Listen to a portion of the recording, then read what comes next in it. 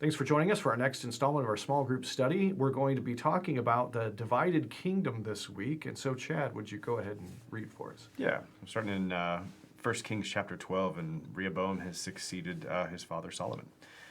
Rehoboam went to Shechem, for all Israel had come to Shechem to make him king. And as soon as Jeroboam the son of Nebat heard of it, for he was still in Egypt, where he had fled from King Solomon, then Jeroboam returned from Egypt, and they sent and called him, and Jeroboam and all the assembly of Israel came and said to Rehoboam, "Your father made our yoke very heavy. Now therefore lighten the hard service of your father and his heavy yoke on us, and we will serve you." He said to them, "Go away for 3 days, then come again to me." So the people went away. Then King Rehoboam took counsel with the old men who had stood before Solomon his father while he was yet alive, saying, "How do you advise me to answer this people?" And they said to him, "If you will be a servant to this people today, and serve them, and speak good words to them when you answer them, then they will be your servants forever." But he abandoned the counsel that the old men gave him, and took counsel with the young men who had grown up with him, and stood before him. And he said to them, "What do you advise that we answer this people who have said to me, 'Lighten the yoke that your father put on us'?" And the young men who had grown up with him said to him, "Thus shall you speak to the people who said to you, 'Your father made our yoke heavy, but you lighten it for us.' Thus shall you say to them, 'My little finger is thicker than my father's thighs. And now, whereas my father laid on you a heavy yoke, I will add to your yoke. My father disciplined you with whips, but I will discipline you with scorpions." All right, so Solomon's reign is kind of the golden age of Israel, and it kind of reaches its high point. But yet there's also some pretty significant problems when Solomon's reign draws near to an end, and then they kind of manifest themselves once again with Rehoboam. What happens with the reign of Solomon? Where does it go wrong, and why do we have these problems cropping up? Yeah, he seems to eschew what he desired when he was young. In his old age, he waters down the message, so to speak. If he's infected or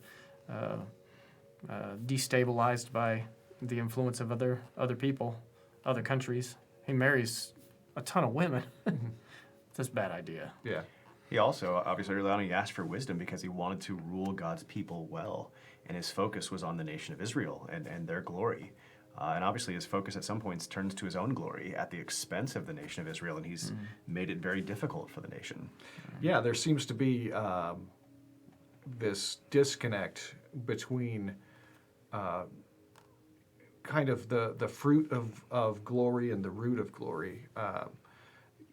In asking for wisdom, he wants to know what's right and wrong, what's just and unjust, what's righteousness versus unrighteousness, and he seems to understand that that's the most important thing, and that the end result of that, and especially looking at like the book of Proverbs kind of wisdom, if A then B, the end result of that is going to be glory, or the manifestations of glory. You know, this might be the root of glory, but the fruit of glory is going to be certain things.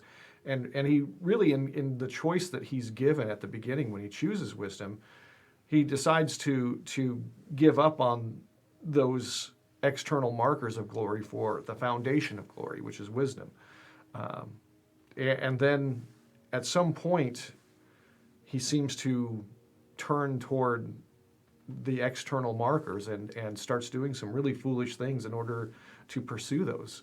And then you see Rehoboam, his son, and Rehoboam seems to double down on this. Why is it that we always seem to, in the Bible, have the boss's idiot son kind of mentality, or what could we call it? Not a plague, a Scourge? the scourge of the boss's idiot son. Why do we have the scourge of the boss's idiot son so often in the Bible, and what's going on here with Rehoboam? I think the things that often made the boss into who he was, the son never got to experience those. He started out successful. He started out being born into success, and you know, unless you have a very wise father who knows how to raise you in that environment, you don't, you know, come away with the same character as your father. Yeah, he hasn't had to build these things. He hasn't had to deal with a brand new kingdom. He hasn't had to think through the implications. He hasn't asked God for wisdom. You know, all these formative events have not been true for him.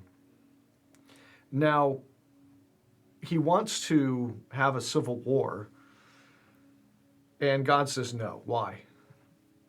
Why? Because you would think that having a united kingdom would be pretty important to God as a lesson to the nations. So why does God not allow him to take these guys and put them in their place? I know that, Rehoboam gets to keep, the kingdom of Judah as kind of the oath to David and things of his sort. But God is also, it talks about God's raising up the adversaries. Mm-hmm. And I think it's, one of those things like, you asked why wouldn't God want this united kingdom to be like, kind of a glory? Well, a united kingdom that's being ruled poorly is not a glorious thing for God at all. No kidding. Yeah, Rehoboam should just be glad he got to keep what God let him keep. And really, he's only doing that because of the promise made to David, it seems like. So one of the things that's really fascinating about this is you see the Tower of Babel once again. So for those who might be new to the story of the Tower of Babel, how can we see the Tower of Babel reflected in this story? People want glory through their own actions or endeavors outside of God's involvement in their lives or submission to God. Mm-hmm. And they build something to their glory outside of God's direction. Mm-hmm. Yeah, with the Tower of Babel, they're trying to make a name for themselves. And really, at some point, what happens to Solomon and Rehoboam is they're trying to make a name for themselves. Rehoboam seems especially given over to this idea that he doesn't. The answer that he gives to the people is really instructive, isn't it? That when they say, "Hey, lighten our load," and all this kind of stuff, what does he respond? He doesn't respond, "Hey, this is my load on you. This is God's load." It is instructive for us, his answer. His answer is to aggrandize himself. And it's interesting that no matter how many times in history this happens, there doesn't seem to be any kind of learning from it. That the result of the leader trying to aggrandize himself is disintegration. Now, why might that be the natural outcome from us aggrandizing ourselves? You put yourself at the top of the hierarchy, and that's not a hierarchy that's going to stand. We've talked about this kind of throughout this study that, the proper hierarchy has God at the top. And obviously, if you get parts of the hierarchy wrong, there's going to be problems. But if you get the top wrong, you got problems throughout the entire hierarchy. Okay. Yeah, if you forget that you're at the top or higher up to bless those below you, if you don't remember that, then it's going to be chaos and destruction, the whole realm, the entire length of it. Yeah, it definitely, it's entirely logical that if I'm after me, then certainly the things below me will be neglected. And I think that it's also should be obvious to us that whatever's at the top of the hierarchy has to unify the whole thing. And it's interesting that that's not just something that's symbolic, but something that's actually physical and real. So, there's an element, like if we look at a family, if the dad's an alcoholic, it's kind of hard for that to be the unifying factor for the whole family. Sure. You know what I'm saying? Like that's not something that everybody's going to be able to get behind and celebrate, and that's not going to provide the people who are in the family. The children of the family aren't going to say, "Whoa, man, we're so fortunate that that dad's an alcoholic. We get taken care of so well now because of this. We're so blessed in this. We're so, in order for something to unify the whole hierarchy, the people have to celebrate it. And if it's not providing anything for them, then how can they celebrate it?